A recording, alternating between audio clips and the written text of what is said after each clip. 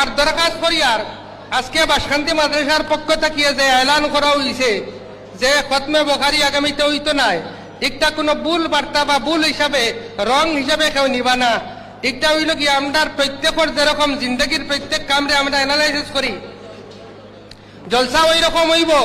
শুধুমাত্র বুখারী শরীফ জেলা ক্লাস ও দর্শ মানে 10 মানে ক্লাস ও পড়া হয়, পড়া ওই আগে যেরকম হইতো ওই রকম বুখারী খতম দর্শ হইব। আর ইনো ছাত্র সকলরে ফাগড়ি দেওয়া হইব আর দোয়া করা হইব।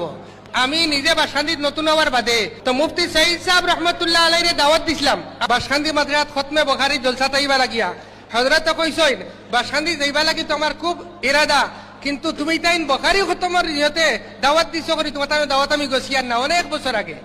এরপরে আরেকবার দারুম দেওবন্দর মুহতামিম সাহেব এখনকুর আর তাই শেখুল হাদিস সাহেব বুখারী শরীফ যেন পড়াইন তাই মুহতামিম সাহেব আবুল কাসিম সাহেব দামত বারাকাতুহুম তানে আমরা দাওয়াত দিছিলাম।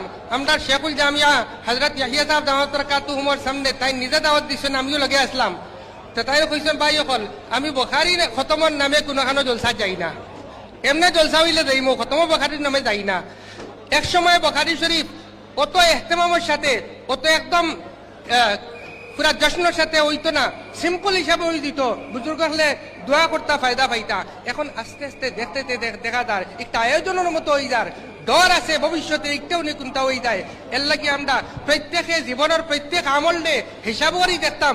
যদি শরীয়তের ভিতরে আমরা আমল হয় একটা আমরা রাখতাম, আর শরীয়তের বাইরে কোনো আমল হয় আমি না আমার বড়ও কেউ করিলাই, আর শরীয়তের বাইরে যদি একটা প্রমাণিত হয়ে যায় মুসলমান হিসাবে আমরা হক রে মানতাম।